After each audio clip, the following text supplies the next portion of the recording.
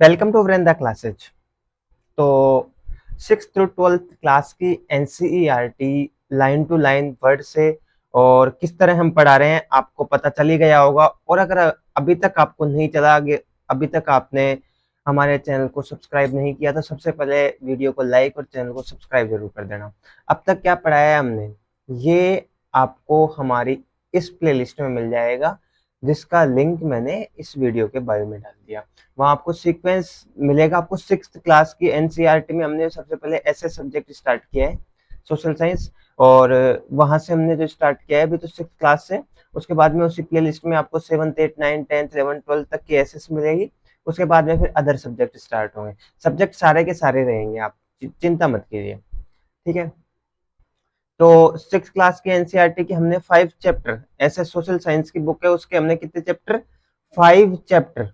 कितने chapter, 5 chapter, 5 chapter हमने पढ़ लिए।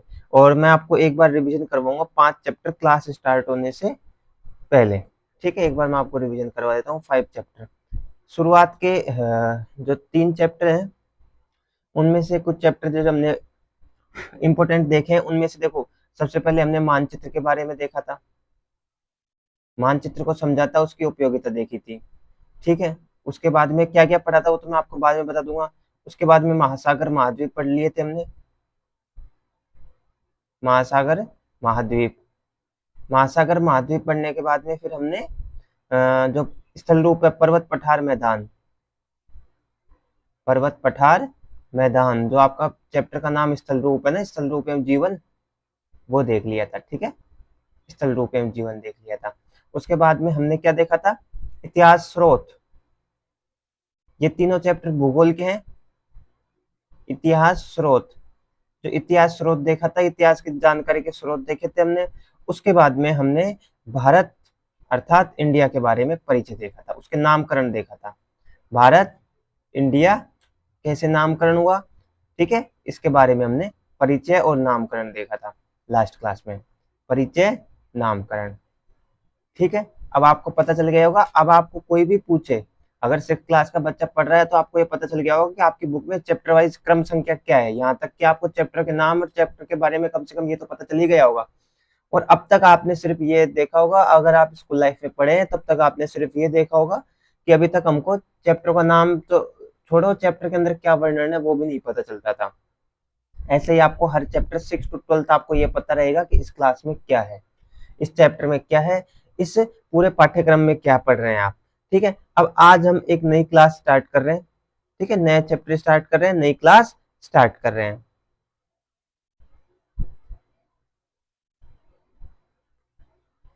भारतीय सभ्यता का प्रारंभ, सभ्यता का प्रारंभ। देखिए सबसे पहले आपको हर चैप्टर में कुछ क्वेश्चन देखने को मिलते हैं स्टार्टिंग में। जो आपको देखो, सबसे पहले स्टार्ट करने से पहले मैं आपको एक सुना देता हूँ, ये क्वेश्चन देख लो आप। सभ्यता क्या है, दिख रहा है आपको क्वेश्चन, सभ्यता क्या है। भारतीय उपमहाद्वीप की आरंभिक सभ्यता कौन सी थी, भारतीय उपमहाद्वीप की आरंभिक सभ्यता कौन सी थी, उसकी उपलब्धियां क्या थी। ये 3 प्रश्नों के उत्तर आपको इस चैप्टर में मिलेंगे। ये 3 प्रश्नों के उत्तर आपको क्या मिलेंगे, उस शहर में, उस इस चैप्टर में मिलेंगे।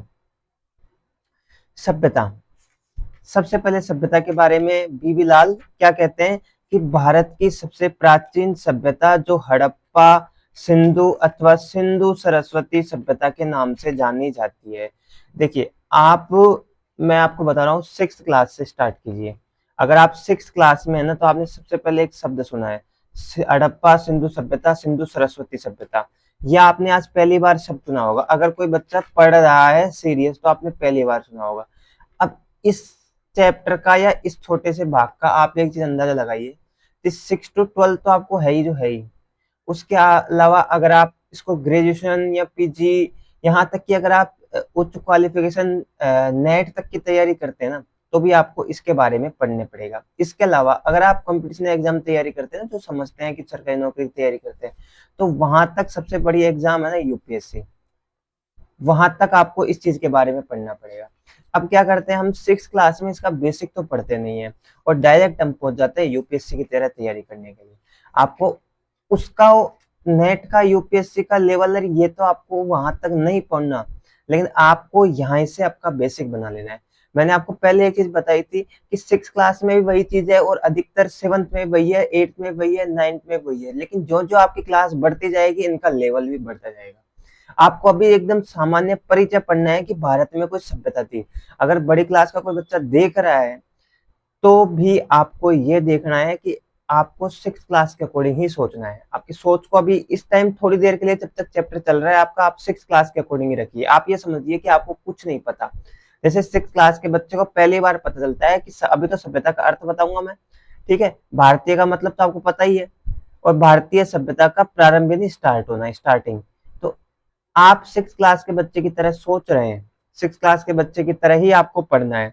तो आप सबसे पहले इतना सा ध्यान रखिए कि आपने बस पहली बार शब्द सुना है कि भारत की कोई सभ्यता थी, सिंधु सभ्यता, ठीक है। भारत की जो सभ्यता थी, सिंधु सभ्यता, हड़प्पा, सिंधु सरस्वती सभ्यता, ये ऐसे नाम आएंगे आपको।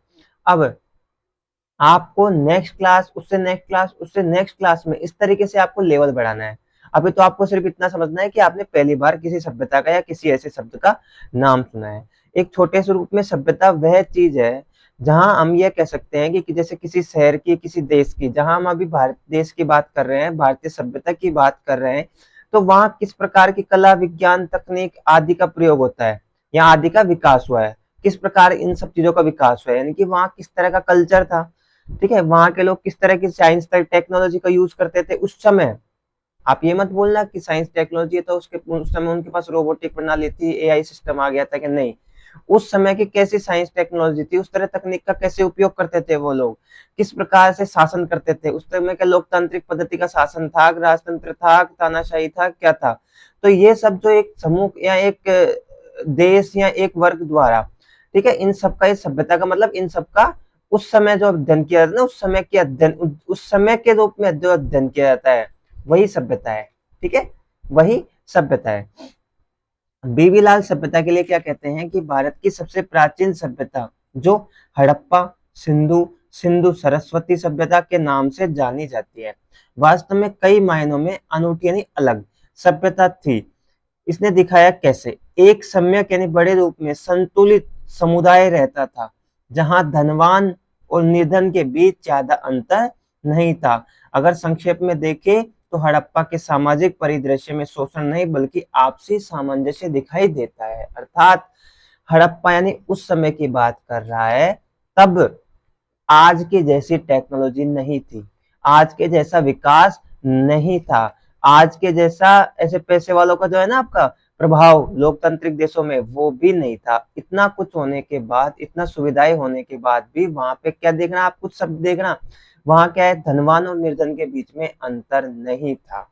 संक्षेप में, हड़प्पा में सामाजिक परिदृश्य में यानी कि वर्तमान समय में इतनी सुविधा होने के बाद भी शोषण की प्रवृत्ति लोकतंत्र में जो दिखाई देती है वैसा नहीं था। वहां किसका सामंजस्य मतलब आपसी तालमेल का व्यवहार था, आपसी तालमेल का व्यवहार था। अब एक चित्र दिखाया गया है, वो चित्र को ध्यान से देख लीजिए। ये मत सोचना कि ये जो महिला दिख रही है ये उस समय की सभ्यता का चित्र है तो उस समय की महिला है, ऐसा नहीं है। ये अभी फोटो वोटो शूट कराने के लिए है वहां पे, ऐसा कुछ नहीं है, मजाक है। बाकी ये अभी की वर्तमान की फोटोज है। तो धोलावीरा का, ये धोलावीरा एक शब्द है, अभी ध्यान से देख लीजिए क्या शब्द है, धोलावीरा। क्या शब्द है, धोलावीरा। अभी एक शब्द है धोलावीरा, उसको आप थोड़ा अंडरलाइन कर लीजिए और ध्यान से देखिए। देखिए धोलावीरा एक शब्द है, ध्यान से देख लिया। धोलावीरा किला क्षेत्र का उत्तरी प्रवेश द्वार। अब आप सोच रहे हो पत्थरों का खंडर क्या किला है क्या, बिल्कुल एक समय पे किला ही था। वर्तमान समय में धीरे धीरे समय के साथ ये थोड़ा खराब होता गया और आज इस स्थिति में है, ठीक है। लेकिन फिर भी हमें अवशेष मिले हैं, इन्हीं अवशेषों से हम हमारी सभ्यता की या सिंधु सभ्यता की जानकारी प्राप्त करते हैं। तो धोलावीरा आपको आगे पता चलेगा कि क्या है धोलावीरा। सबसे पहले इस सभ्यता वाले अध्याय में हम सभ्यता क्या है इसका ही उत्तर ढूंढेंगे। उससे पहले एक शब्द है धातु विज्ञान, जो कि आपको भी है पढ़ना है, उसका अर्थ समझ लिए। धातु विज्ञान के अंतर्गत प्रकृति में धातु निष्कर्षण, उन्हें शुद्ध करने, धातु निष्कर्षण यानी धातु प्राप्त करना है, धातु को शुद्ध करना है। फिर आपने पढ़ा होगा अभी आपके साइंस में धातुओं का शुद्धिकरण, धातुएं कैसे प्राप्त होती है, आपस में मिलाने की तकनीक, साथ साथ धातु एवं उसके गुणों का वैज्ञानिक अध्ययन भी शामिल है। मतलब एक धातु प्राप्त होने से लेकर उसका शुद्धिकरण, उसका उपयोग, सब कुछ जिस पद्धति में शामिल किया जाता है वो धातु विज्ञान है। जैसे साइंस की, विज्ञान की अलग अलग शाखाएं होती हैं और शाखाओं की भी बहुत सी उपशाखाएं होती है, ठीक है। उसी में धातु विज्ञान एक उपशाखा है। उसमें आपको जैसे धातु के बारे में जानकारी पूरा वैज्ञानिक रूप से अध्ययन करने को मिलता है, वही धातु विज्ञान है। अध्याय 4 के अंत में हमने देखा कि कैसे मनुष्य का पहला समूह एक स्थान में रहने लगा था। देखा था ना हमने, पहले मानव यायागार यानी कि घूमने फिरने का जिंदगी जीता था, खाता पीता था, शिकार करता था, मौज करता था।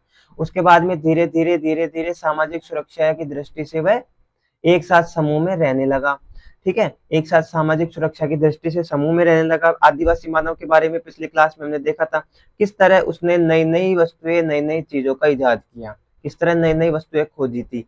उसने हथियार बनाए थे, हथियारों के बाद में उसने पहले पत्थरों के बनाए थे, फिर धातुओं के बनाए थे। तो फिर बाद में जैसे जैसे कालक्रम आगे बढ़ता गया तो मानव पहले जो अकेला रहता था वो बाद में क्या रहता, समूह में रहने लग गया था। हमने देखा था पिछले अध्याय में।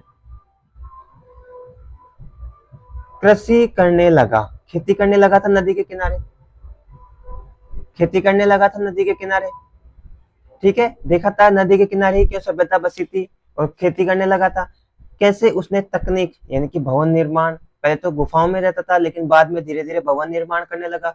धातु विज्ञान यानी यातायात के साधन का विकास किया और सभ्यता की ओर उन्मुख हुआ। आखिर सभ्यता क्या है, जैसे देखिए उस समय की सभ्यता ये थी।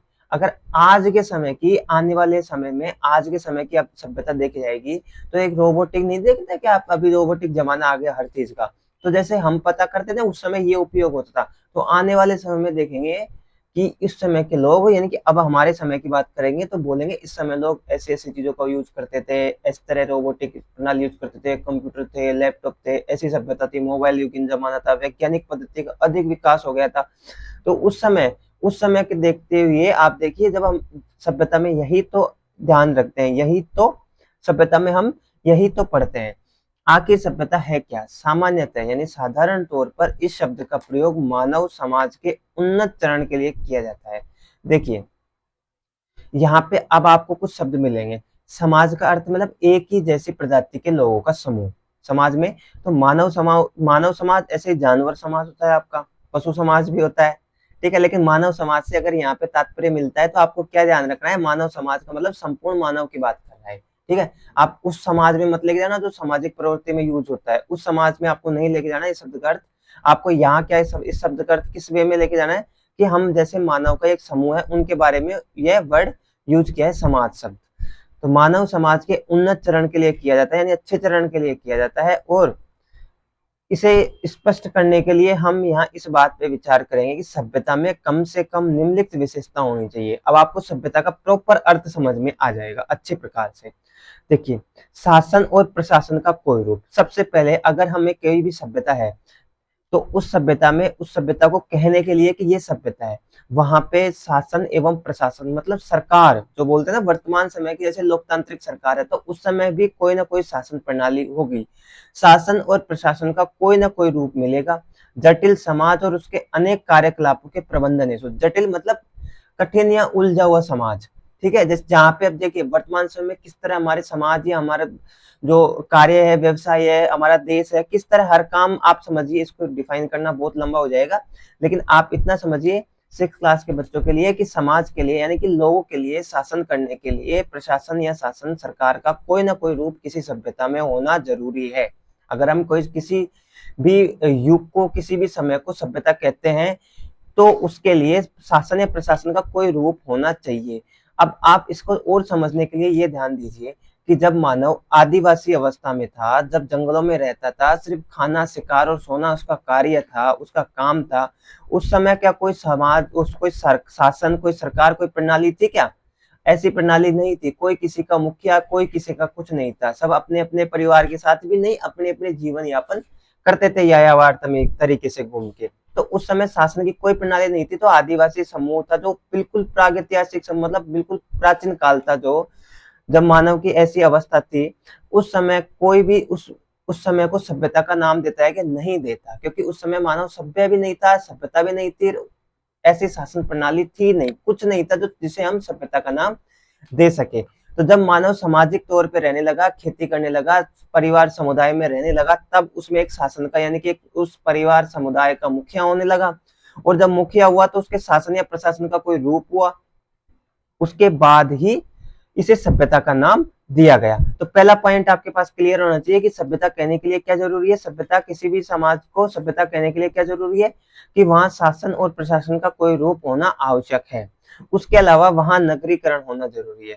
नगर योजना, नगरों का विकास, उनका प्रबंधन, सामान्य जल प्रबंधन और जल निकास व्यवस्था से लिया जाता है। देखिए, जैसे वर्तमान समय में नगरों का विकास किस प्रकार होता है, उससे आपको वर्तमान समय में नगरों का विकास किस प्रकार होता है, उससे आपको क्या करना है, उससे उस समय की तत्कालीन स्थिति का नगरीकरण का, उस समय तत्कालीन स्थिति की नगरीकरण के बारे में, मतलब अर्थात सभ्यता को कहने के लिए नगरीकरण होना आवश्यक है। सबसे पहले शासन प्रशासन का कोई रूप होना आवश्यक है, उसके अलावा नगरीकरण होना आवश्यक है। नगरीकरण अर्थात जब जैसे आप सिंधु सभ्यता पढ़ोगे तो आपको नगरीकरण के उचित प्रबंधन देखने को मिलेंगे। मतलब जैसे कि किस प्रकार वहां जल प्रबंधन था, किस प्रकार पानी का उपयोग था, पानी निकासी की व्यवस्था थी, सड़कें कैसी थी, मकान कैसे बने हुए थे। तो मतलब किसी सभ्यता को कहने के लिए पहला पहला तो क्या कारण होना चाहिए कि शासन और प्रशासन का कोई रूप होना आवश्यक होना चाहिए। उसके अलावा दूसरा कारण चाहिए नगरीकरण होना चाहिए, दूसरा कारण नगरीकरण होना चाहिए। तीसरा है विभिन्न प्रकार के शिल्प, शिल्प मतलब जैसे कच्चे माल, पत्थर और धातु का प्रबंधन और तैयार माल, आभूषण, उपकरण का उत्पादन।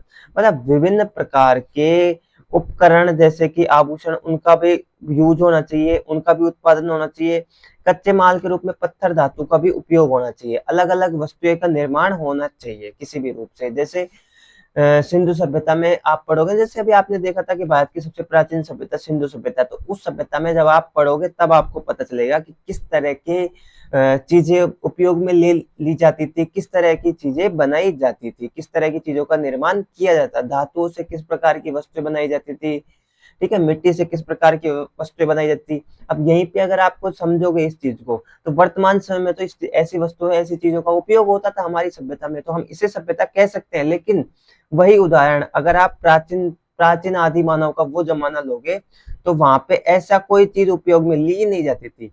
ठीक है, आप बस ये कह सकते हो कि पत्थर का थोड़ा सा उपयोग किया था, वो भी एक कारण क्या था, पत्थर का उपयोग अपने बचाव या जानवरों से अपने बचाव के लिए, या फिर जानवरों से अपने बचाव के लिए या शिकार के लिए यूज किया जाता। ठीक है, अगला अगला होना चाहिए व्यापार। सभ्यता कहने के लिए क्या होना चाहिए, व्यापार, जिसे वर्तमान समय में बिजनेस बोलते हैं ना। व्यापार सभी प्रकार की वस्तुएं को आदान प्रदान करने के लिए आंतरिक, ठीक है, आंतरिक का मतलब एक नगर अथवा एक क्षेत्र के अंदर, बाहरी यानी कि दूरस्थ अथवा विश्व के अन्य भागों के साथ आपका व्यापार होना आवश्यक है।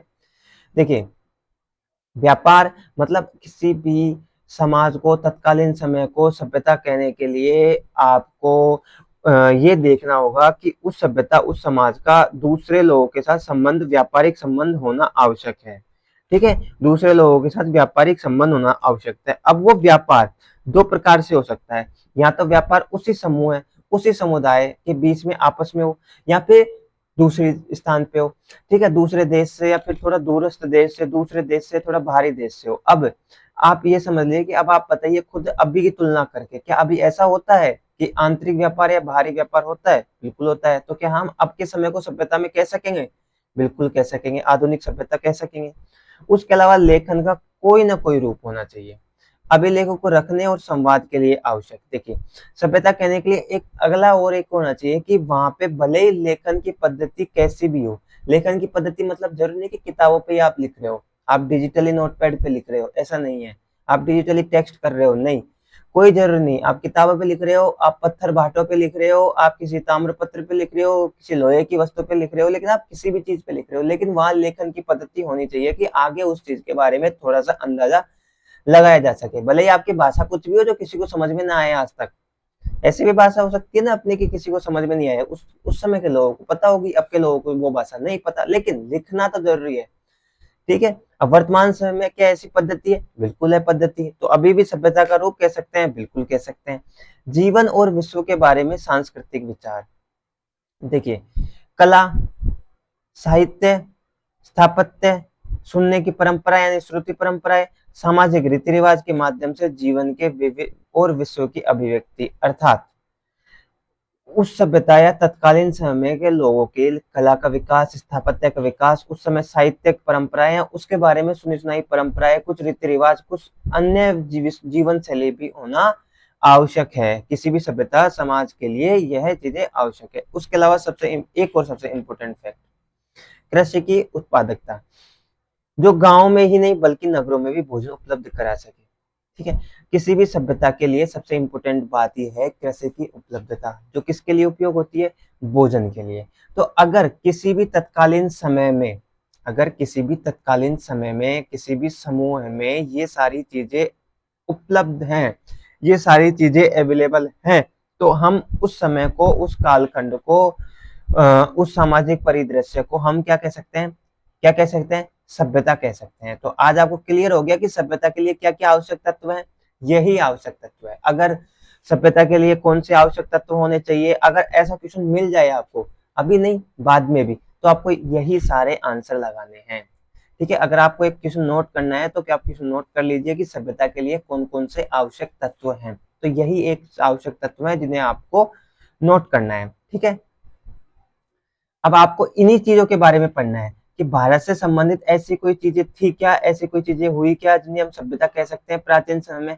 क्योंकि आपको पता है वर्तमान समय में तो है ऐसा, तो हम वर्तमान समय को सभ्यता कह सकते हैं, लेकिन क्या उस समय ऐसा कुछ था क्या जिसे हम सभ्यता कह सकते हैं। आइए पता लगाते हैं। ऊपर दी गई सूची में प्रत्येक विशेषता के लिए आप उस समय के समाज में विद्यमान व्यवसाय व रोजगार की सूची तैयार कर सकते हैं, मतलब किस तरह का व्यापार होता था। आज विश्व के अधिकांश समाजों में सभी विशेषताओं को आसानी से देखा जा सकता है। जिस तरह हमने सभ्यता को परिभाषित किया है, इस अर्थ में सभ्यता का आरंभ कब हुआ। देखिए, अब ये तो हमने मान लिया कि ऐसी चीजें वर्तमान समय में तो आसानी से आप देख सकते हैं, उस समय भी ये चीजें अधिकतर चीजें होती थी। लेकिन मैंने आपको स्टार्टिंग में बताया कि प्राचीन जब मानव उत्पत्ति हुई थी मानव की एक तरीके से, तो उसका एक दो ही काम थे, खाना पीना, शिकार करना और सो जाना। दूसरे दिन खाना पीना, शिकार करना, घूमना और सो जाना। धीरे धीरे मानव का विकास हुआ। तो वह विकास कब हुआ कि वह सभ्यता का रूप ले लिया उस विकास ने, यानी कि किस विकास को में ये सारे चरण आए, उसके बाद में उसे सभ्यता का रूप दिया गया। ठीक है, उसका पता लगाना है। तो यह सभ्यता का आरंभ हुआ कब। विश्व के विभिन्न भागों में अलग अलग समय सभ्यताओं का आरंभ हुआ। सभ्यताओं का मतलब जो मानव था, मानव के अंदर ये सारे जो विकास थे वो उत्पन्न हो गए। ठीक है, और उसी के समय सभ्यता का आरंभ हुआ। तो अलग अलग जो देश हैं उनकी खुद की अपनी अलग अलग सभ्यताएं हैं। जैसे हमारी सभ्यता सिंधु सभ्यता है ना, वैसे अब उन देशों की अपनी अपनी सभ्यता है। तो अलग अलग देशों की सभ्यताएं जिस प्रकार अलग अलग रहे, तो उनके उत्पन्न या आरंभ होने का कालक्रम, उनके उत्पन्न होने का समय भी अलग अलग ही होगा। जिस क्षेत्र में मेसोपोटामिया, जो मेसोपोटामिया है वो सभ्यता कहाँ है, ये सभ्यता है, इसे अंडरलाइन कर लीजिए। और ये कहाँ है, आधुनिक इराक और सीरिया के नाम से जाना जाता है। मेसोपोटामिया कहाँ है, आधुनिक इराक और सीरिया के नाम से जाना जाता है। वहां लगभग लगभग कितने 6000 वर्ष पहले सभ्यता का आरंभ हुआ। ठीक है, वहां लगभग लगभग 6000 वर्ष पहले सभ्यता का आरंभ हुआ। तो 6000 से पहले 2000 तो अब के कर लेना, पीछे लाने के लिए क्या करना है कि 2000 तो अब कर लो, क्योंकि 2000 से समथिंग तो अभी अपन अब चल रहे हैं। तो 2000 अब किया तो हम पहुंच गए जीरो पे, और जीरो से 4000 पीछे और कर लो तो हम हो गए 6000 वर्ष पहले। तो 6000 में कौन सा आएगा, सॉरी 4000 में कौन सा आएगा, 4000 में सामान्य संवत आएगा, सामान्य संवत पूर्व आएगा, 4000 सामान्य संवत पूर्व। तो हम ये पिछले अध्याय में हमने टाइम पता लगाया था ना, किस तरह हम टाइम का पता कर सकते हैं। तो देखिए क्रम वाइज, एनसीईआरटी पागल नहीं है कि आपको इस तरह के चैप्टर देती है, क्रम वाइज चैप्टर देती है हमेशा। पहले आपको समय का लगाना, सटीक अनुमान लगाना बता दिया कि आप कालक्रम निर्धारित खुद कर सकते हैं। अब आपको बोल दिया कि 6000 वर्ष पहले हुआ था, तो आपने 2000 वर्ष तो अभी काट लिए, तो आप पहुंच गए जीरो पे। जीरो से आप 4000 वर्ष पीछे गए तो आप पहुंच गए 6000 कंप्लीट कर लिया आपने। तो 6000 हुआ, तो 4000 जब आप पीछे गए तो उसे क्या बोलेंगे, सामान्य संवत पूर्व। ठीक है, तो अब से 4000 सामान्य संवत पूर्व में किस किस सभ्यता का जन्म हुआ था, मेसोपोटामिया की सभ्यता का जन्म, यानी वो उत्पन्न हो गई थी, वो प्रारंभ हो गई थी, आरंभ हो गई थी। इसके कुछ शताब्दियों के बाद प्राचीन मिस्र की सभ्यता का आरंभ हुआ। शताब्दी मतलब सहस्त्राब्दी नहीं बोला इसने, शताब्दी। शताब्दी दशक के बाद 100 समय, तो 100 के बाद में अब वो इसने फिक्स नहीं बताया कि कब हुआ था, ठीक है, आगे देखेंगे कब हुआ था। मिस्र की सभ्यता का आरंभ हुआ। आप इन सभ्यताओं के अन्य सभ्यताओं के आगे आप मतलब इन सभ्यताओं को कब पढ़ेंगे, अगले क्लास में, अभी तो आपको पता लगाना है बेसिक बेसिक। सही अर्थों में उन प्राचीन सभ्यताओं के बहुत बड़े योगदान और प्रगति के कारण मानवता आज वर्तमान स्थिति में पहुंची है। मतलब जो आज हम वर्तमान समय का मानव है ना, तो एआई टेक्नोलॉजी का युग का जो मानव है, वो धीरे धीरे विकास के द्वारा ही यहाँ तक पहुंचा है। ऐसा नहीं कि जन्म लेते ही एआई टेक्नोलॉजी आ गई थी वहां पे। अभी हम केवल भारतीय उपमहाद्वीप और उसके उत्तर पश्चिम क्षेत्र पर दृष्टि डालेंगे, जो हमारी कहानी आरंभ करती है। हालांकि आगे आपको मिस्र की सभ्यता मिलेगी, विश्व की प्रमुख सभ्यताएं पढ़ने को पता मिलेगी, लेकिन अभी हम क्या देख रहे हैं, सिर्फ भारत या भारत के आसपास की जो सभ्यता है उनके बारे में देखेंगे। हम्म देखो, सहायक नदी क्या होती है, इसका अर्थ देख लीजिए। सहायक नदी वह नदी जो किसी बड़ी नदी अथवा झील से मिलती है। उदाहरण के लिए यमुना की सहायक नदी। यमुना किसकी सहायक नदी है, गंगा की सहायक नदी है। तो सहायक नदी क्या होती है कि मुख्य नदी जैसे ये नदी बह रही है, यहाँ पे आके कोई नदी, छोटी नदी यहाँ पे बढ़ गई, यहाँ पे इसके साथ मिल गई, ठीक है, तो ये इसकी सहायक नदी हो गई। इस मुख्य नदी की, बड़ी नदी की सहायक नदी हो गई ये नदियां। गांव से नगर। अब सबसे पहले जो मानव था वो गांव में ही निवास करता था, ठीक है। जो वर्तमान आधुनिकता का है ना, वो उस समय नहीं था। तो गांव में निवास करता है मानव, और अधिकांश उत्पत्ति गांव में ही होती है। पंजाब आज भारत और पाकिस्तान में विभाजित हो गया। पंजाब क्या है, आज भारत और पाकिस्तान में विभाजित हो गया। जिसे हमारा राज्य ना पंजाब, वैसे पाकिस्तान में भी है एक पंजाब राज्य। पंजाब आज भारत और पाकिस्तान में विभाजित, और सिंधु जो है वो अब पाकिस्तान में। सिंधु कहाँ है, सिंध क्षेत्र कहाँ है, पाकिस्तान में। विशाल मैदानों को सिंधु नदी और उसकी सहायक नदियां सिंचित करती है। सिंचित करती है का मतलब जल उपलब्ध करवाती है। हाँ, यहाँ देखिए एक शब्द का नाम है सिंधु नदी, ठीक है। अभी देख लीजिए, ये सिंधु सभ्यता का सिंधु नाम क्यों दिया गया, ये नदी के कारण दिया गया। सिंधु नदी ने इन मैदानों को उपजाऊ और कृषि के अनुकूल बताया था। और हमने पिछले अध्याय में जब ज्योग्राफी पढ़ रहे थे, जब हमने देखा था कि नदियां किस प्रकार मानव के लिए उपयोगी है, उसमें हमने ये देखा था कि नदियां मानव के लिए उपयोगी इसलिए है क्योंकि नदियों के पानी में ही क्या होता है, नदियों के पानी के द्वारा ही कृषि की सिंचाई की जाती थी। उसके अलावा अधिकतर समाज या सभ्यताएं नदियों के किनारे ही पनपी है, क्योंकि कृषि योग्य भूमि भी वहीं थी और अधिकांश कृषि भी वहीं की जाती थी। मैदान समतल था। और इसके अलावा यात्रा करने का देखा था ना हमने, गंगा की किनारे लोग इधर उधर जाने के लिए नाव का उपयोग करते थे। इन मैदानों की पूर्व दिशा में कुछ सहस्त्राब्दियों, अच्छा ये शब्द है सहस्त्राब्दियों। सहस्त्राब्दियों का अर्थ मैंने बताया था आपको, सहस्त्राब्दियों का अर्थ क्या था, ठीक है। जैसे दशक का अर्थ होता है 10 वर्षों का समूह, 10 वर्षों का समय, ठीक है। एक वर्ष के समय 12 महीनों का समय होता है एक वर्ष में। तो उसी तरह दशक के बाद में शताब्दी यानी 100 वर्षों का समूह, और सहस्त्राब्दी मतलब 1000 वर्षों का समूह। सहस्त्राब्दी पहले एक अन्य नदी, अच्छा कुछ हजारों वर्ष पहले, इसका अर्थ है कि कुछ हजारों वर्ष पहले सिंधु और इनकी सहायक नदियों में एक नदी थी, कौन सी, सरस्वती नदी। हिमालय की तलहटी से, हिमालय की तलहटी से, हिमालय के नीचे से, अर्थात हिमालय के नीचे से कहां कहां जाती थी, कहां कहां बहती थी, हरियाणा, पंजाब, राजस्थान और गुजरात, इन राज्यों में बहती थी के कुछ क्षेत्रों से होकर प्रवाहित होती थी। अब 3500 सामान्य संवत पूर्व, अब देखिए 3500 सामान्य संवत पूर्व से इस पूरे वर्ष में गांव नहरों नगरों में परिवर्तित हो गए, और लगभग लगभग 2600 सामान्य संवत पूर्व में बढ़ते व्यापार व अन्य विनियमों के कारण नगर किस में परिवर्तित हो गए, महानगरों में। अर्थात गांव किस में परिवर्तित हुए 3500 सामान्य संवत पूर्व में, गांव परिवर्तित होते नगरों में। मतलब गांव धीरे धीरे विकास होके किसमें परिवर्तित हो गए, नगर बन गए, और नगर किसमें विकास होके वो बन गए, महानगरों यानी बड़े नगरों में। इस सभ्यता को पुरातत्ववेत्ताओं ने सिंधु सभ्यता, हड़प्पा सभ्यता अथवा सिंधु सरस्वती सभ्यता जैसे नाम से जान। देखिए देखिए इस सभ्यता को जो पुरातत्व शास्त्री है, पुरातत्व लेखा है, उन्होंने क्या नाम दिया था, जो महानगरों में परिवर्तित हुए थे 2600 वर्ष पूर्व, क्या नाम दिया था, सिंधु सभ्यता, हड़प्पा सभ्यता। तो पहली बार आपके सामने आई है सिंधु सभ्यता, ठीक है, इसके बारे में बहुत विस्तार से आगे तक पढ़ाया जाएगा, लेकिन अभी आपको पता चला कि एक सभ्यता है। और पिछले अब जब हमने बात की थी तो सभ्यता के लिए हम जिसे हम सभ्यता कह सकते हैं उसके लिए कुछ आवश्यक शर्तें भी बताई गई थी। ठीक है, तो सिंधु सभ्यता की आवश्यक शर्तें बताई गई थी। तो इस तरह ये नगर महानगर किस में परिवर्तित हो गए थे, महानगरों में, नगर महानगरों में परिवर्तित हो गए थे। उसके बाद में इसे किस नाम से जाना जाता है, सिंधु सभ्यता। उसके अलावा इसे हड़प्पा सभ्यता भी कहते हैं, सिंधु सरस्वती सभ्यता भी कहते हैं। सिंधु सरस्वती सभ्यता इसलिए कहते हैं क्योंकि सिंधु और सरस्वती दोनों नदियों के किनारे पर थी।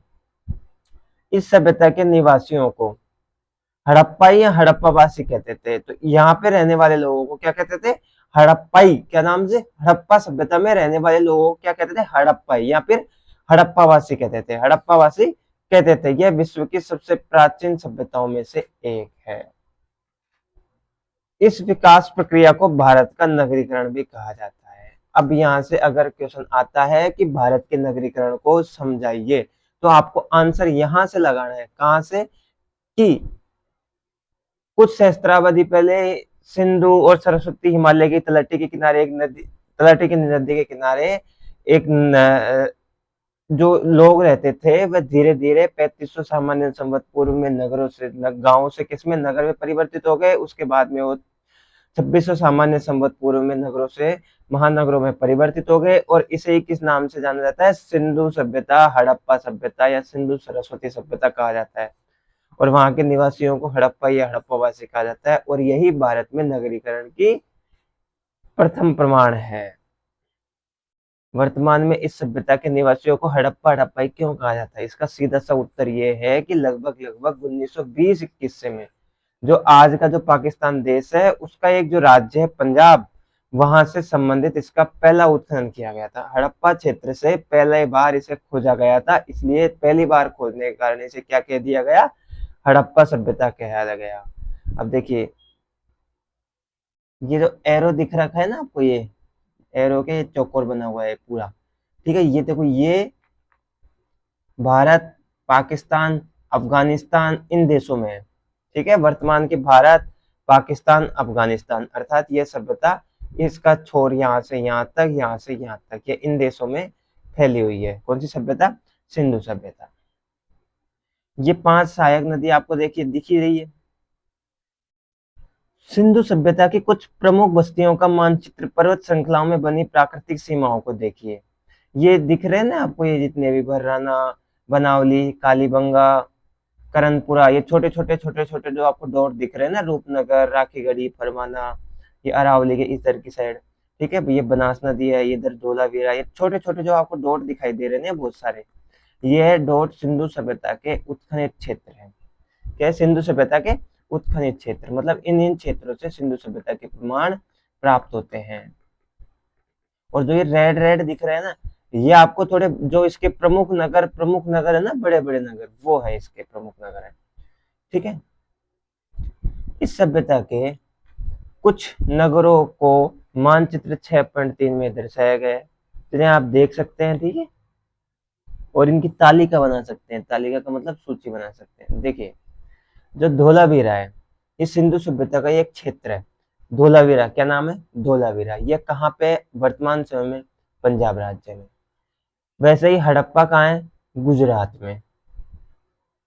कालीबंगा कहाँ है, सिंध प्रदेश में। मोहनजोदड़ो कहाँ है, हरियाणा में। और राखीगढ़ी राजस्थान में। ये इसके क्षेत्र है, सिंधु सभ्यता के क्षेत्र है। सरस्वती नदी, मानचित्र 8-9, चित्र 6.3, जो पृष्ठ संख्या है 8-9 और 6.3 चित्र संख्या है, उसमें सिंधु और उसकी 5 सहायक नदियों को भी दर्शाया गया है। ये देखिए पीछे आपको दिखा है ना, झेलम, सिंधु, सतलज, रावी, ठीक है, ये इसकी सहायक नदी है। उसके नीचे एक सहायक नदी है सरस्वती, उसके नीचे एक सहायक नदी है सरस्वती। सिंधु और उसकी 5 सहायक नदियों को दर्शाया गया है। मोहनजोदड़ो और हड़प्पा जैसे नगर इन नदियों के किनारे ही विकसित हुए थे। सरस्वती नदी, जिसे आज भारत में किस नाम से, घग्गर नाम से, और पाकिस्तान में हाकरा नाम से, इसे गग्गर हाकरा भी कहते थे। तो सरस्वती नदी का पाकिस्तान में किस नाम से जाना जाता था, हाकरा नदी, और भारत में इसे घग्गर नदी के नाम से जाना जाता है। के किनारे अनेक पुरा स्थल यानी पुराने स्थल प्राप्त हुए हैं। आज यह एक मौसमी नदी है, अर्थात वर्षा ऋतु आती है जब ही यह नदी बहती है। वर्ष पर्यंत नदी का मतलब होता है कि वो वर्ष भर बहती है, पूरे साल बहती है, पूरे साल बहती है। और वर्षा ऋतु का मतलब होता है, वर्षा ऋतु वाली नदी का मतलब होता है कि ये सिर्फ वर्षा ऋतु के टाइम ही बहती है। सरस्वती नदी के किनारे सबसे प्राचीन ग्रंथ ऋग्वेद में मिलता है। इसके वर्णन, सरस्वती नदी का वर्णन कहाँ मिलता है? ऋग्वेद में। इसके बारे में हम अध्याय 7 में पढ़ लेंगे। ऋग्वेद में सरस्वती को एक देवी और पर्वत से निकलकर समुद्र तक बहने वाली नदी के रूप में पूजा जाता है। मतलब जिस प्रकार गंगा नदी की मान्यता है, यमुना नदी की मान्यता है, उसी प्रकार सरस्वती की भी मान्यता है। दोनों रूपों में पूजा जाता है। बाद में ग्रंथों में इस नदी के सूखने और लुप्त हो जाने का वर्णन भी मिलता है। अब सोचिए, ग्रंथ यानी ऋग्वेद कितना पुराना है। उस समय यह नदी जो वर्ष पर्यंत बहती थी, वो धीरे धीरे समाप्त हो गई है। देखिए, अब जो हमें इसके जो क्षेत्र मिले हैं, सिंधु सभ्यता के क्षेत्र मिले हैं, ठीक है, सिंधु सभ्यता की। अब आप इसको एक सिंपल भाषा में समझा जाए तो जैसे कि आप कोई भी स्टेट देख लीजिए, जैसे कि कोई नगर है, जैसे जयपुर नगर कितना बड़ा है। अब किसी समय, बहुत समय बाद में अगर जयपुर नगर एक इसका मतलब समापन हो जाता है, समाप्त हो जाता है किसी भी कारण से, उसके बाद में, उसके कई सालों बाद में यहाँ पे उत्खनन यानी खोदने का काम किया जाएगा, फिर मिलेगा जयपुर नगर। तो लोग कहेंगे ना, भाई जयपुर नगर ऐसा था, यहाँ पे इस तरह के अवशेष मिले हैं, यहाँ पे ऐसे ऐसे लोग मिले हैं, यहाँ पे अजीब प्रजाति के मानव भी पाए जाते हैं। तो इस समय जो भी है, तो ये सारी चीजें क्या है, तो वैसे ही सिंधु सभ्यता थी। तो सिंधु सभ्यता में उसी तरह पाया जाता था कि सिंधु सभ्यता में इस तरह के लोग रहते थे, इस तरह के नगर में इस तरह के लोग रहते थे, इस तरह के अवशेष प्राप्त होते हैं। तो अब किस किस तरह के हमें अवशेष प्राप्त होते हैं, उनके बारे में हमें कहाँ से पता चलेगा? नगर योजना से। हड़प्पा और मोहनजोदड़ो, जो अब कहाँ है? पाकिस्तान में। हड़प्पा और मोहनजोदड़ो कहाँ है? पाकिस्तान में। इस सभ्यता के सबसे पहले 2 नगर हैं, ठीक है। सबसे पहले मतलब इनका उत्खनन सबसे पहले किया गया, कौन से? हड़प्पा और मोहनजोदड़ो। और है भी सबसे प्राचीन नगर, जिसकी खोज लगभग लगभग कब हुई थी? 1924 में कर दी गई थी। सिंधु नदी के मैदानों में बहुत से पुरा स्थल, प्राचीन स्थल मिले हैं, जिसके कारण इस सभ्यता के आरंभ को ही सिंधु घाटी सभ्यता कहा जाता है। सिंधु नदी के किनारे मिलने के अवशेष, अधिकतर अवशेष मिलने के कारण इस सभ्यता को क्या कहा जाता है? सिंधु सभ्यता। और अगर अब आपसे कोई पूछ भी ले कि सिंधु सभ्यता के अवशेष नदियों के किनारे ही क्यों मिले हैं, तो उसको बोलना कि रेगिस्तान में तो मिल नहीं सकते जाके, वहां तो पानी का कुछ है नहीं, ठीक है। और नदियों के किनारे क्यों मिलते हैं? हमने पिछले अध्याय में पढ़ा था, पर्वतीय क्षेत्र, नदीय मैदान के बारे में, कि नदियों के किनारे ही क्यों मिलते हैं, क्या क्या चीज के फायदे मिलते हैं। मतलब मानव को जहां भी फायदा मिलता है ना, वो वहीं पे चिपकता है, ये ध्यान रखिए। तो मानव को जहां फायदा मिलता है वो वही है, ठीक है। तो उसको नदियों से ही फायदा प्राप्त हो रहा था, इस वजह से। बाद में अन्य प्रमुख नगर जैसे धोलावीरा गुजरात में, राखीगढ़ी हरियाणा में, गवेरीवाला पाकिस्तान के।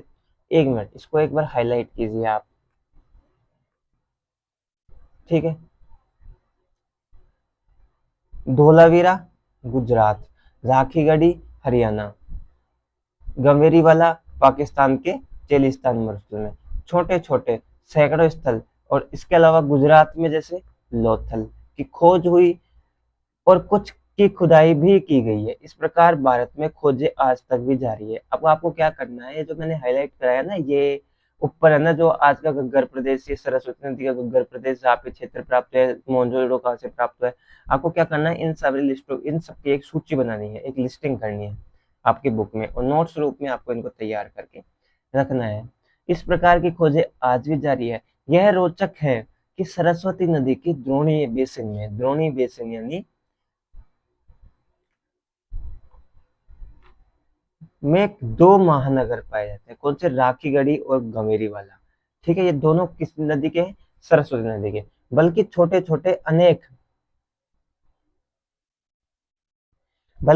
छोटे अनेक नगर हरियाणा के फरमाना, राजस्थान के कालीबंगा, इसको भी हाईलाइट कर लीजिए। झाकीगढ़ी और गंवेरीवाला तो सरस्वती नदी के किनारे हैं। उसके अलावा हरियाणा में फरमाना, राजस्थान में कालीबंगा, और कुछ अन्य नगर हरियाणा के 2 नगर फिरराना और बनावली, और इसके अलावा ये हरियाणा को भी अंडरलाइन कीजिए। ठीक है, निसंदेही मानचित्र 8-9 वही चित्र संख्या 6.3 में दिए गए पूरे स्थलों को हम स्पष्ट समझ सकते हैं। आप जो लिस्टिंग करो ना, एक तरफ सिंधु सभ्यता के क्षेत्र और दूसरी तरफ वर्तमान राज्य, तो वहां पे आपको लिस्टिंग करनी है। जैसे आपका सिंधु सभ्यता का क्षेत्र है कालीबंगा, ठीक है, आपके सिंधु सभ्यता का क्षेत्र है कालीबंगा, तो कालीबंगा के आगे आपको राजस्थान लिखना है, ठीक है। और भर्राना और बनावली ये सिंधु सभ्यता के क्षेत्र है, उसके आगे आपको हरियाणा लिखना है। फरमाना क्षेत्र है, उसके आगे हरियाणा लिखना है। आपको ये सीक्वेंस वाइज क्रम वाइज बनाना है कि सिंधु सभ्यता के ये नगर थे और ये नगर इसमें पाए गए। देखिए अभी आपको बनाना है फर्स्ट टाइम, मैंने आपको पहले भी बताया था, जब हम सेकंड बार क्लास लेंगे, सेकंड टाइम क्लास लेंगे, उस टाइम फिर मैं आपको बना दूंगा, ठीक है। फिर आप उसमें से मिलान कर लीजिए कि आपने क्या क्या सही काम किया, लेकिन फर्स्ट आपको ही करना है। अधिकांश हड़प्पा सभ्यता के नगर सुनियोजित योजना के अंतर्गत, सुनियोजित योजना यानी योजना बना के नगरों को बसाया गया था। ऐसे नहीं कि उटपटांग जहां जो काम कर दिया वो बसा दिया। उन नगरों में सड़कें कैसी थी, क्वेश्चन लिखिए। सिंधु सभ्यता के नगरों की विशेषता लिखिए आपका क्वेश्चन। सिंधु सभ्यता ही मैं तो यहीं पे लिख रहा हूँ, आपको आपकी बुक में लिखना है, मैं तो यहीं पे लिख रहा हूँ। सिंधु सभ्यता के नगरों की विशेषता क्या लिखना है? सिंधु सभ्यता के नगरों की विशेषता लिखिए, यहीं पे लिखिए, सिंधु सभ्यता के नगरों की विशेषता।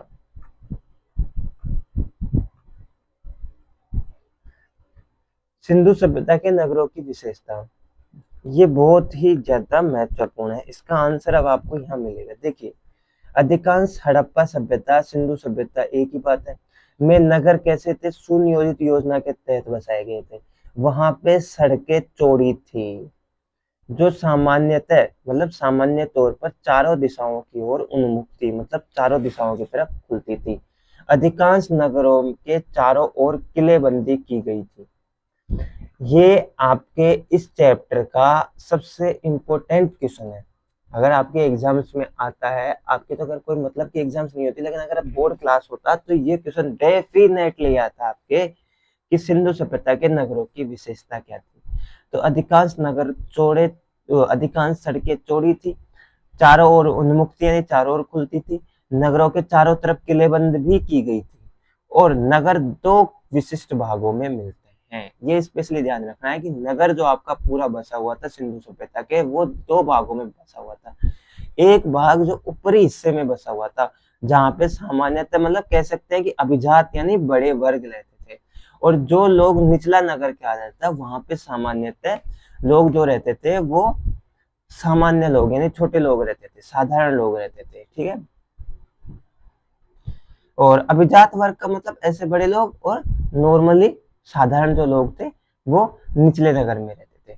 अब आ गया सबसे महत्वपूर्ण आपका क्वेश्चन है, इंपॉर्टेंट क्वेश्चन है, वो यही है। सबसे महत्वपूर्ण और इंपॉर्टेंट क्वेश्चन आपका यही है।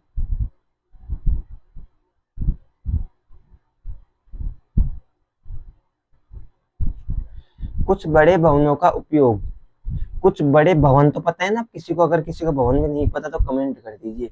कुछ बड़े भवनों का उपयोग सामूहिक उद्देश्य के लिए किया जाता है। जैसे वर्तमान समय में सामुदायिक भवन बनते हैं ना, कि गांव में एक सामुदायिक भवन है, उसके अंदर आप शहर में भी होता है, सिटी में भी एक भवन होता है, वहां पे आपके कोई भी सांस्कृतिक कल्चरिक कार्यक्रम, अगर आपके घर पे कोई काम है तो मिलजुल के अगर किसी को कोई काम करना है तो वहां पे आप कर सकते हैं। तो कुछ बड़े भवनों का उपयोग सामूहिक उद्देश्यों के लिए किया जाता है। उदाहरण के लिए गोदाम, जहां परिवहन किए जाने वाले वस्तुओं को रखा जाया था, ठीक है। वहां उस समय उन्होंने गोदाम बना रखे थे कि जहां पे इस वस्तु का ट्रांसपोर्ट करना है, ये वस्तु का आयात निर्यात करना है, तो गोदामों में वो चीजें रखी जाती थी। यह भी विशेषता में ही आएगा, यह ध्यान रखिए, यह भी विशेषता में ही आएगा। सिंधु सभ्यता की विशेषता में कि बड़े बड़े गोदाम जहाँ पे परिवहन की वस्तुएं रखी जाती थी, और गलियों में विभिन्न आकारों के, अलग अलग आकारों के निजी भवन यानी प्राइवेट भवन, लोगों के खुद के सामुदायिक भवन में मिलता है और प्राइवेट भवन में मिलता है। रोचक बात यह है कि बड़े और छोटे घरों के निर्माण की गुणवत्ता एक समान मिलती थी। मतलब छोटे नगर है, गुणवत्ता का मतलब क्वालिटी। ये नहीं है कि छोटे घर बने हुए हैं अपने स्तर के तो उसमें क्वालिटी कम है, वो जर्जर अवस्था में, नहीं, सबकी स्थिति समान थी बनाने की गुणवत्ता में। उन भवनों के निर्माण में ईंटों का प्रयोग किया गया था। अगर आपसे क्वेश्चन पूछे कि सिंधु सभ्यता में ईंटों का प्रयोग मिलता है तो बिल्कुल मिलता है, यह इसकी विशेषता में ही है। आपको आंसर में ये भी लिखना है। अगर आप कहो तो मैं इसको अंडरलाइन कर देता हूं कि भवनों के निर्माण में ईंटों का प्रयोग, ठीक है। छोटे और बड़े घरों की निर्माण की गुणवत्ता एक समान। उसके अलावा गोदाम जहां परिवहन वाली वस्तुओं को रखा जाता था, और सड़कों और गलियों में विभिन्न निजी घर, यह इसकी विशेषता है। कुछ संरचनाओं का निर्माण, मैंने आपको पहले ही बात बताया था, यहाँ से आपके बहुत इंपॉर्टेंट चैप्टर स्टार्ट हो जाते हैं। कुछ संरचनाओं के निर्माण का उद्देश्य, संरचनाएं नहीं, जो आकृतियां घर वगैरह जो भी बनाई गई ना, एक्स वाई जेड जो भी निर्माण किए गए हैं उनके बारे में बताया गया है। उद्देश्य की चर्चा आठवीं विषय हो सकती है। मोहनजोदड़ो चित्र 93 6.6 देख लीजिए। ये जो नगर के है, ये है 6.6 मोहनजोदड़ो नगर। ये अवशेष हैं। आप सोचे कि यहाँ खुले खुले कैसे रहते थे, ऐसी बात नहीं है। ये क्या, इनके ऊपर का हिस्सा नष्ट हो गया, इस वजह से, बहुत समय पुराना है ना। तो मोहनजोदड़ो के प्रसिद्ध एक महास्नानाघर, ठीक है, अंडरलाइन, और अंडरलाइन को मैं अभी दूसरे कलर से करता हूँ जो आपको बिल्कुल पता चले। मोहनजोदड़ो में क्या है, प्रसिद्ध महास्नानागार, एक छोटा और एक बड़ा स्नानागार, जो वर्तमान समय में वो बोलते हैं ना, आप जहाँ पे नहाने जाते हो यार, ये क्या बोलता है जिसमें एक साथ ही नहाने जाते हैं ना लोग, अभी मेरा ध्यान भूल गया, दिमाग में नहीं आ रहा, स्विमिंग पूल, उस समय उस तरीके से, ठीक है, नहाने का जो स्विमिंग पूल है ना, उस समय के लोग भी इस तरह की चीजें उपयोग करते थे। अब सोचिए, और उसका आकार क्या है, 12, उसका आकार क्या है, 12x7, ठीक है, इसका आकार क्या है, 12x7। इसको मैंने विशेष हाईलाइट किया है। सबसे ऊपर जमाई गई ईंटों जल रोधक सामग्री, सबसे ऊपर जमाई गई ईंटों पर जल रोधक सामग्री, जैसे कि जल को रोकने के लिए, ईंटों के ऊपर जल को रोकने के लिए किसका प्रयोग किया जाता है, डामर का, और जो प्राकृतिक बिटुमिन है उसकी परत चढ़ाई गई थी, ठीक है, मतलब वो पानी नीचे ना जाए। स्नानागार के चारों ओर छोटे छोटे कमरे मिलते हैं। स्नानागार के चारों ओर क्या मिलते हैं, छोटे छोटे कमरे मिलते हैं। उनमें से एक कमरे के अंदर कुआं भी मिलता है, जो सामान्यतः किसके लिए, जो सामान्यतः किसके लिए प्रयोग होता था, जो सामान्यतः और समय समय पर स्नानागार के पानी को खाली करने के लिए एक विशेष नाली का भी उपयोग होता था। इस स्नानागार को स्वच्छ पानी से समय समय पर भरा जाता था। देखिए देखिए, जो स्नानागार है, जो स्नानागार है वो सामूहिक रूप से लोगों के स्नान करने के लिए था, ठीक है। अब उसका प्रयोजन क्या था, उसका प्रयोजन क्या था, ये अब आपको, जैसे कि धार्मिक प्रयोजन समझ लीजिए, कुछ भी समझ लीजिए, लेकिन यहाँ पे मेन उद्देश्य ये है कि वहाँ की जो वैज्ञानिक पद्धति है, आप जो वर्तमान में जो यूज करते हैं ना, अब आप सोचिए वो लोग कितने एडवांस थे, जो आप वर्तमान समय में सोच रहे हैं ना, वो कितने सदियों पहले खुद सोच लिए थे। अब यहाँ पे देखिए, दो शब्द आए थे बीच में, एक तो किलेबंदी आई थी, देखिए यहाँ पे मैंने हाईलाइट करवाया था, उसमें एक शब्द था किलेबंदी, जो किस तौर पे, किसमें, जैसे वर्तमान समय में देखिए सुरक्षा की दृष्टि से उपयोग होता था, मतलब चारों तरफ दीवार खड़ी कर दी जाती थी, आमतौर पर सुरक्षात्मक उद्देश्यों से। किसी बस्ती या नगर के चारों ओर बनाई गई एक विशाल दीवार, देखिए एक बड़ी दीवार, जो उसकी सुरक्षा की दृष्टि से, परकोटा बनाया जाता है ना, उसी तरीके से चारों तरफ एक दीवार बनाई जाती है, अर्थात उसकी सुरक्षा की दृष्टि से। और एक अभिजात वर्ग शब्द आया था ना, एक सामान्य वर्ग था, एक अभिजात वर्ग था। तो अभिजात वर्ग का अर्थ है कि उच्च स्तर, जैसे शासक, अधिकारी, प्रशासक, पुरोहित, पुजारी, जैसे वर्तमान समय में नहीं होते क्या, ऑफिसर, नेता, इनके घर आपको अलग ही मिलेंगे, तो उसी तरह वहां भी अभिजात वर्ग था, जो इस प्रकार के लोग थे, उनके घर अलग ही मिलते थे। एक चित्र समझा देता हूँ, फिर जल प्रबंधन अपन कल पढ़ेंगे। ये देखिए, कुछ लोग बलिता लेके आ रहे हैं, कुछ लोग क्या बोलते हैं हमारे गांव की भाषा में, मतलब देखिए गठरी लेके आते हैं, कुछ सामान लेके आए।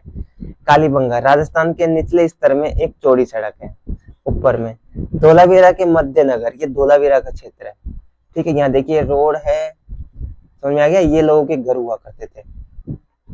तो इन लोगों के घर नहीं थे, ये तो अभी वर्तमान में बैठे हैं कहीं, आप सोचो कि इन लोगों के घर थे।